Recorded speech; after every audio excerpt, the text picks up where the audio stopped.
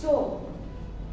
directed writing মানে হচ্ছে আপনাকে একটা ডিরেকশন দেয়া হবে, you will be given a direction মানে হচ্ছে একটা সাপোজ একটা সিচুয়েশন দেয়া হলো, সেই সিচুয়েশনে আপনাকে কিছু ডিরেকশন দেওয়া হবে যে how you are going to write this letter, then you have to follow this format. এই ফরম্যাটটা ফলো করে আপনারা সেই রাইটিংটা লিখবেন। এখন আমি আপনাদেরকে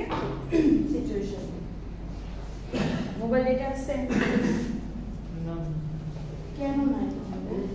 ম্যাম আই হ্যাভ আজকে ওয়াইফাই আছে। ওয়াইফাই আছে? অনেক সুন্দর ওয়াইফাই। তাহলে আমি একটু স্লো বাট আমারও তো স্লো আমি আজকে মোবাইল ডেটা কিনে নিই। আচ্ছা তোমাদের গ্রুপটা কোথায়?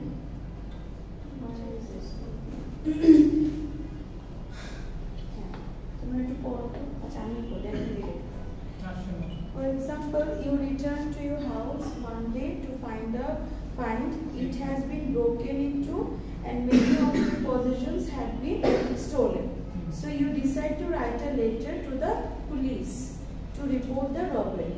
So write your letter, you must include the following. এই যে দেখেন হ্যাশট্যাগ দিয়ে যে আমি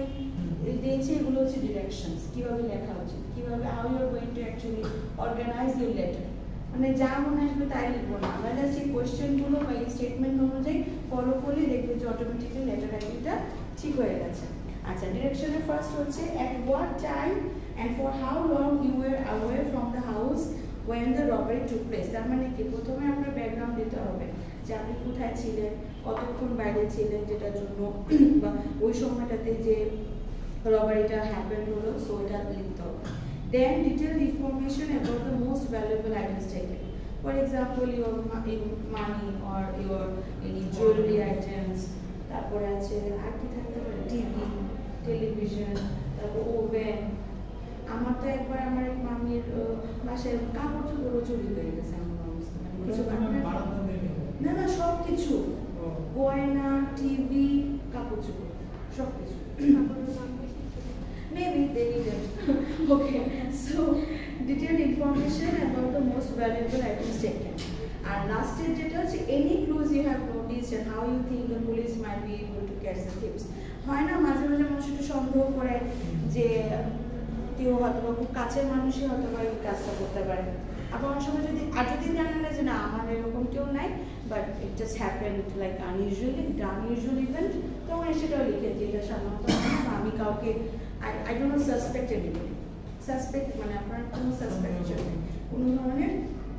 suspicions নেই। So cover all 3 points above in detail. You should make your letter informative and helpful for the police. এখানে পুলিশের সাথে আপনি গল্প করতে আসেন নাই, you just have to be informative.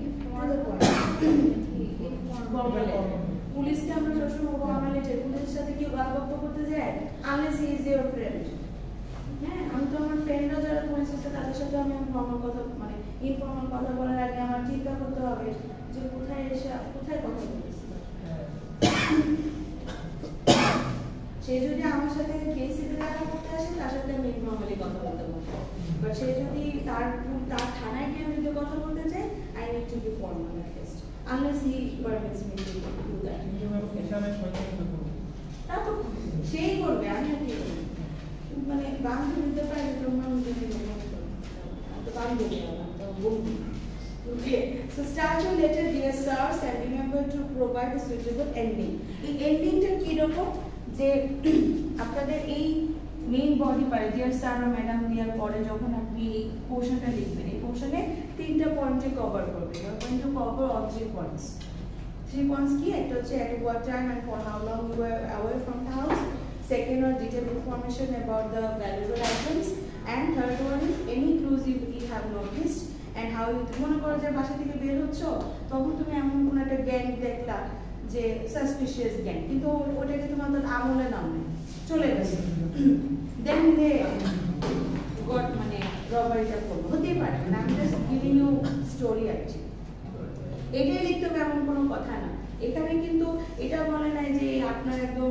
Perfectly information দিতে হবে, আপনি চাইলে বানিয়েও ইনফরমেশন দিতে পারেন, ঠিক আছে? আর আলহামদুলিল্লাহ আমার তো জীবন হয় নাই, আমি লিখলাম বানাই লিখলাম। সো কি করলাম ডিরেকশন করতে সেটাকে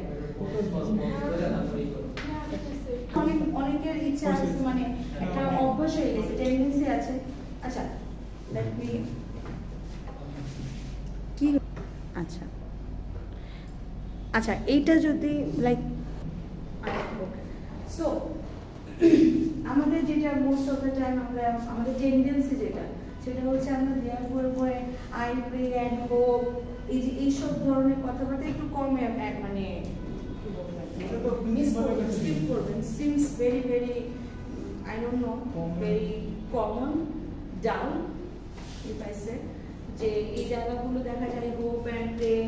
you oblige thereby allow me to do even আমরা যদি লিখে নাও মানে মেইন ইংলিশটা লিখে অনেক সময় আপনাদের গ্রামাটিক্যাল মিস্টেকটাও হয় যে allow me to do something হ্যাঁ allow me what allow me দিয়ে full stop allow me to do what এরকম অনেকে লেখে ঠিক আছে আর আমি যে টপিকটা দিয়েছি সেই টপিকটা হচ্ছে যে therefore I request you to look into this matter with concern মানে যথেষ্ট সিনসিয়ারিটি মানবে কনসার্ন ঠিক আছে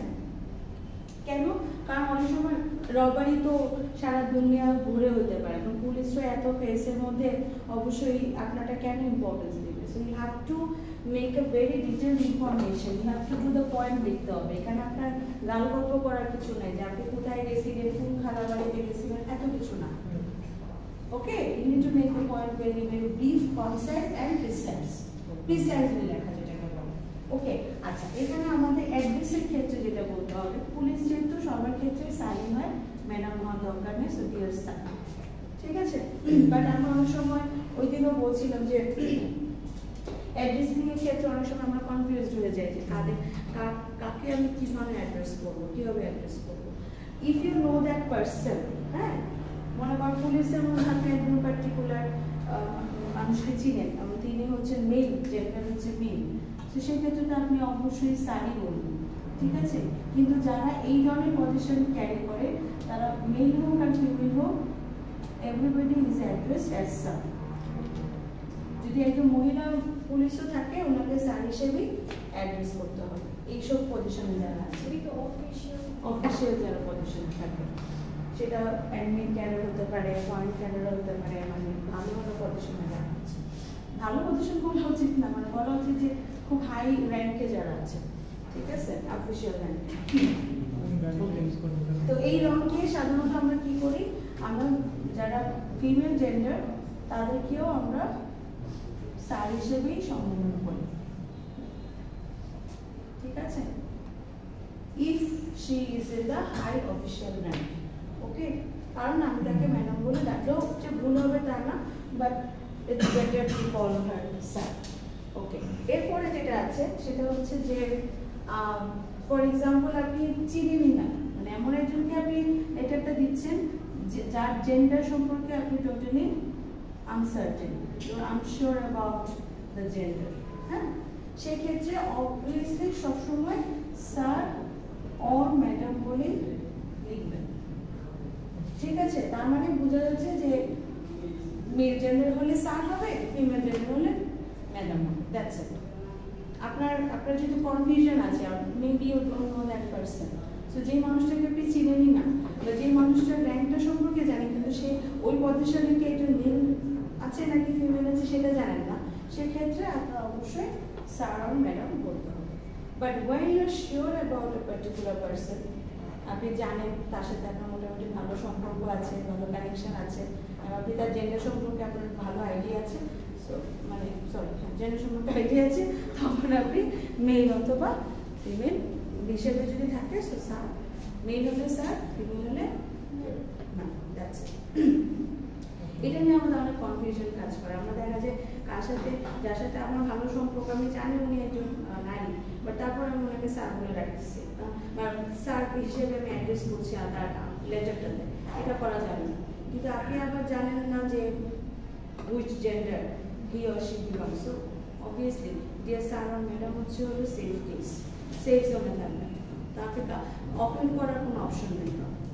ঠিক আছে কারণ আমি ম্যাডাম আপনি আমাকে স্যার বলে ডাকলে I will get offended right so বিষয়টা ছিল ক্লিয়ার আচ্ছা তাহলে আমরা এটা একটু দেখার চেষ্টা করি এই ফরম্যাটটা ফলো করে।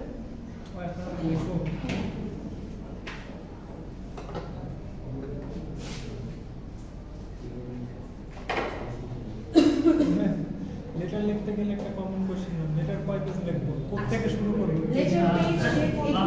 থেকে শুরু করে ডান পাশে শেষ করব টু বি অনেস্ট মার্জিন সব সময় left margin you have to maintain the left margin okay আগে একটা সময় ছিল ছোটবেলায় আমরা ফর্মে শিখছিলাম এখানে একটা ওখানে একটা এখানে একটা অনেক কিছু দিতে হয় বাট এখন একদম সব জায়গায় লেফট মার্জিন ফলো করে আর পেজের ক্ষেত্রে যেটা বলছি তোমার একজনের রাইটিং গ্যাপস বা ফন্ট সাইজ এক এক রকম ঠিক আছে তুমি যদি টু দ্য পয়েন্ট লিখো তাহলে খুবই ভালো আর যদি শুরু করতে হয় ইটস বেটার আপনি লেফট সাইড থেকে শুরু করেন তাহলে যাতে রাইট সাইড পর্যন্ত আপনি ক্যারি করতে পারেন কিন্তু খাতা রাইট সাইড থেকে যদি ক্যারি করেন তাহলে you have to turn over the page তখন আবার দেখতে একটু ইনফর্মাল আমি যেটা বুঝি নাই লেফট সাইড রাইট সাইড কোনটা মানে আমি যেটা বুঝি না আমি জানি লেটার বা অ্যাপ্লিকেশন যাই লিখো না কেন always you have to maintain the left margin মানে ফ্রম একদম ডেট থেকে শুরু করে একদম লাস্টে রিগার্ডস নেম ওন অ্যাড্রেস পর্যন্ত ও ইয়া লেফট মার্জিন মানে লাইক দিস এখান থেকে শুরু করে এখানেই শেষ ও নাও you don't have to change actually English alphabet যদি বলি English alphabet left থেকে শুরু বাংলা left থেকে শুরু হয় তাই but Arabic doesn't start from left Arabic আসছে কোথা থেকে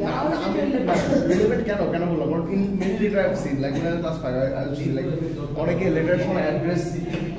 হ্যাঁ এখন ওই নিয়মটা চলে গেছে এটা আমি একটু আগে বলছি অ্যাড্রেস এগুলো অনেক আগে যেটা বলছিলাম আমরা স্কুলে আমরা নিজেরাও শিখছি নিজেরা শিখছি যে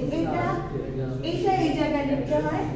এইটা আবার এই জায়গায় মানে একটু সব এলোমেলো সো এটা মনে রাখাটা অনেক কঠিন ছিল বাট এখন একদম লেফট মার্জিন ঠিক আছে বাট পেজের ক্ষেত্রে যেটা ও আমাকে জিজ্ঞেস করছে যে পেজ কত পেজে লেখা উচিত পেজ আসলে কি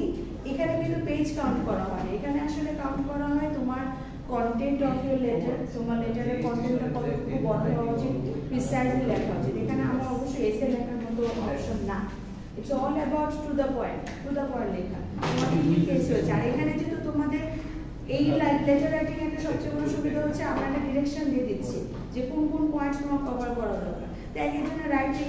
স্টাইল এক এক রকম এক একজনের অনেকে আছে যে এরকম পিচ্ছি করে লেখে তো তার তো এক পেজ কেন হাফ পেজই শেষ হয়ে যায় আর অনেকে আছে যে আমার মতো বড় বড় অক্ষর তাদের তো দুটো পেজ লাগবে so it's okay but I would suggest that you have to start from the left side of the script. Left side যদি শুরু করেন তাহলে ইজিলি আপনি যদি আপনার মনে হয় যে না এক পেজে শেষ করতে পারতেছে না তো সেখানে কিপ টাইমে করার দরকার নেই পরের পেজে চলে যাবে টাইটেলটা কি দিব বলছিলেন লেটারের কোনো টাইটেল না দা ও আচ্ছা দা মনে করে আছে তার পুলিশ না পুলিশের কি option okay the commissioner of this আর এখানে অ্যাড্রেসটা থানা দেবেন তার বাসার অ্যাড্রেস না পুলিশের যে থানায় আপনি করছেন সেই থানার অ্যাড্রেসটা দেবেন নট হিজ হোম অ্যাড্রেস হ্যাঁ কারণ তার বাসা জানার কথা আমরা কয়জন পুলিশের বাসা হ্যাঁ ডিস্ট্রিক্ট না এক্সট্রা পেন ডিস্ট্রিক্ট হচ্ছে অ্যাডমিনিস্ট্রেটর না আমরা sure about police duty officer D sub inspector लिखते तो হ্যাঁ সাব ইন্সপেক্টরও লিখা থাকে ডিউটি অফিসার और সাব ইন্সপেক্টর এসআই আমরা যেটাকে শর্টকাট এসআই বলি এসআই পুরো নামটা জানি কি ओसी इंस्पेक्टर এটাকে ওসি বলে বাংলা যারা এসআই এর উপরে কিটা সাব ইন্সপেক্টরের উপরে মানে inspector so the inspector officer the sub inspector or the inspector না ম্যাম इंस्पेक्टर কে डायरेक्टली লেখা হ্যাঁ কারণ इंस्पेक्टर একটু বড় দায়িত্ব পালন করে তো না লিখতে সাব ইন্সপেক্টর কি এক্সাম্পল ম্যাডাম এটা কার কাছে যাবে সেটা তো ডিউটি অফিসার লিখলে ডিউটি অফিসার কে দিলেও হয় সাব ইন্সপেক্টর কে দিলেও হয় who will solve this issue I don't know